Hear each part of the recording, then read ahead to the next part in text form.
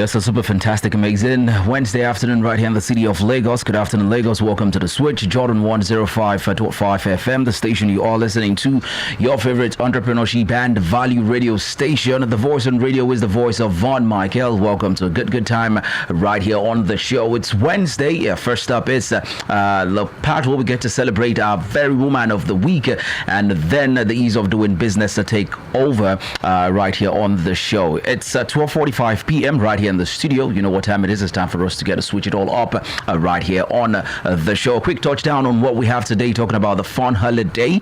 Today on the fun holiday, today is National Banana Day. Now, it's a very good day to celebrate this amazing fruit that comes with so many benefits. So if you're a fan of bananas, it's a good day to get yourself one. Forget the fact that they've tagged it to some kind of theme when it comes to racism and stuff like that. But it's a good day to get yourself some bananas today and get to munch on it.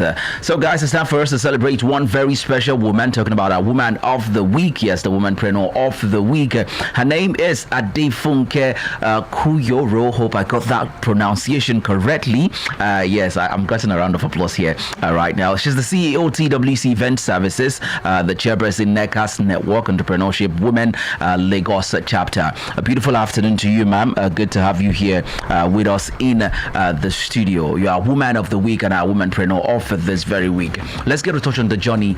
So far, so good for you as a woman in the entrepreneurial world in Nigeria. How has it been for you, really? I don't see myself in a gender box, really. Fortunately, unfortunately, the event space which I belong to, I'm an events planner. Yeah. A lot of like 70% of planners are women. I mean, we have men, but even then, the men that are there, I don't see them as being any different. So it's for me, it's not anything separate as a woman. Okay. I just do my job and I do it well. Let's talk about getting into that the business of event. What prompted you? What gave you the push to say, I want to do event? This is my passion. This is my calling. Okay. I relocated back to Nigeria from the United Kingdom in 2011. And when I came back, I'm one who's used to planning. I'm the go-to person when you want to plan anything. Okay. And before then, I didn't make money out of it.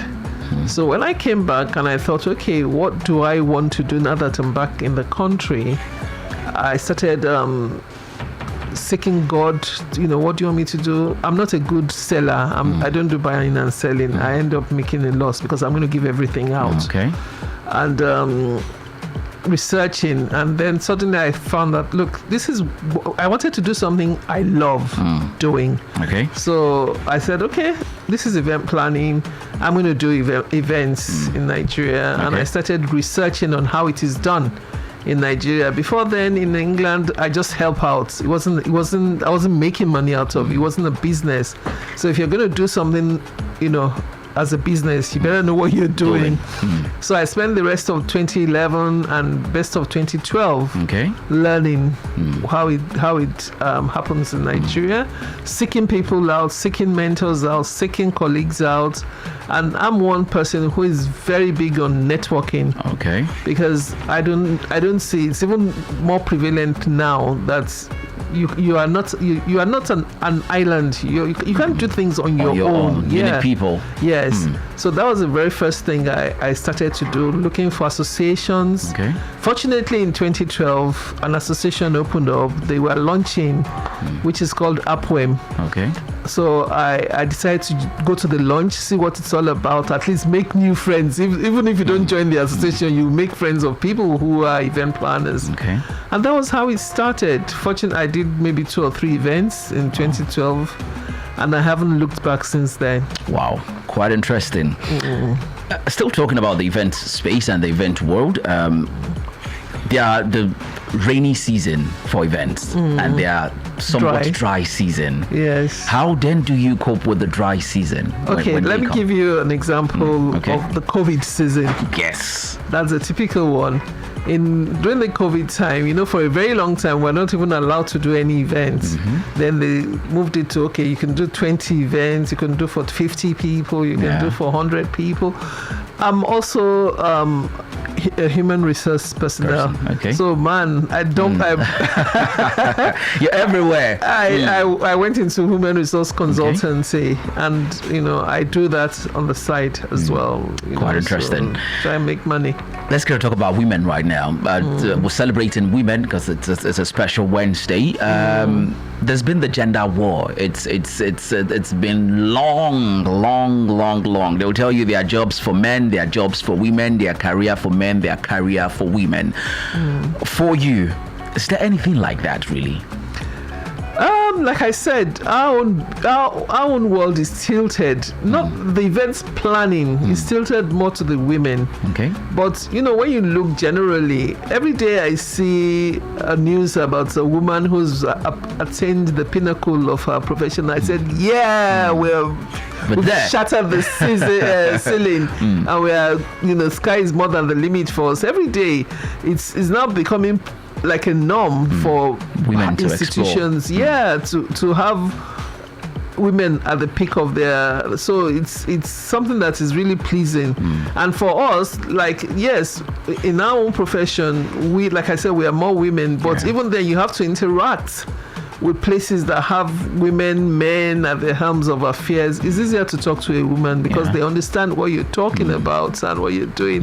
If you're doing a wedding, for instance, you're talking to the mother most of the times. I think it's one or two occasions that I've had to deal with the father. But you talk more to the men. But for corporate events, you talk more to men than women. Okay. So if I'm having a woman as the MD CEO, it makes life easier. I was about to go in there. A whole lot of persons will tell you that women are better bosses than men because they understand emotions, they understand feelings and things like that. In your journey, during your journey, have you been under a man as a boss and a woman as a boss also? I've been an entrepreneur for a very long time. You didn't work with anybody? I did. Okay. When I was in England, I did. I had a man as a boss in England. He was an American. Okay. And he treated us fairly. He was a very, very, very fair boss to everyone. So there wasn't an issue dealing with him. Okay.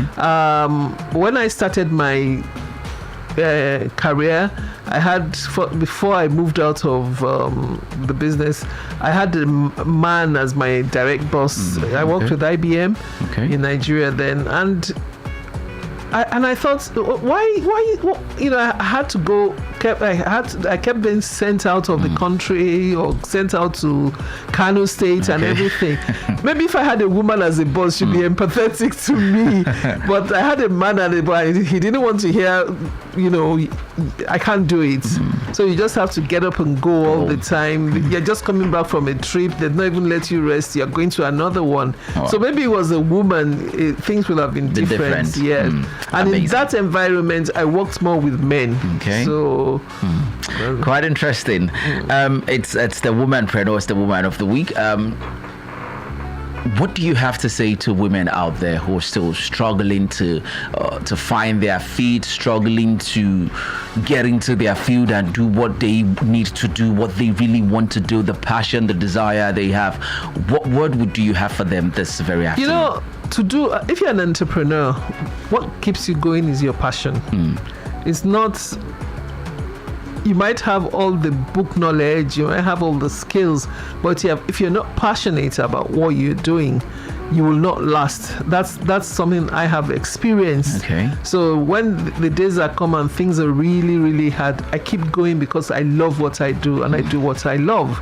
So for women who are whatever field of entrepreneurship you are into, you must first of all ensure that you are where you are passionate about. Once you have that, it becomes your driving force. Okay. For whatever and don't look at things. Don't look at reasons not to continue. Look at reasons to continue, to make it to the top, to make a difference in the environment. Wow, quite amazing. Look at reasons to continue and forget the reasons not to continue. Not to continue, yes. For every successful person out there, there's always a phase of struggles. And there's always a phase where you tend to want to give up on that dream, where you tend to want to just say, okay, I'm done with this thing, let me move on to something else. Were you ever at that phase in your career? Were you at that point where you felt this event thing, it's really not working for me, let me just stop, let me just move and do something else? How did you overcome it? I've never ever thought of doing something else. Wow. Because like I told you, it's something I love doing. I can plan an event in my sleep. But there were challenging times. Okay. Times that clients will talk to you anyhow. They will talk to you, as if you don't know what you're doing, or you're trying to convince them that you've hired a professional, let the professional do their job. So, but you just continue and you continue to smile.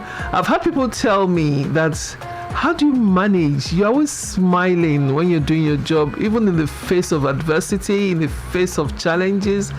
And I said, I don't see anything as a challenge. What I say is, if there's a challenge, you find a solution to it. That's why I'm there, and that's why they have they have hired me to do the job. If they could do it, they wouldn't do it. So whatever problems comes, let's look for a solution to it. That's my own, ethos when I do my events. Amazing stuff. Before we get to wrap things up, do you have stuff for women? Do you have programs for people who might be interested in joining, in learning? Are you impacting knowledge on people right now? Yes, we have an academy that we train. Okay. And fortunately, the events planning arm of the academy is called Events Business Academy. Okay. We train people in every aspect of events, not just event planning, the business of events, how to get into a business. But for some reason, it's been women that have been attending so far.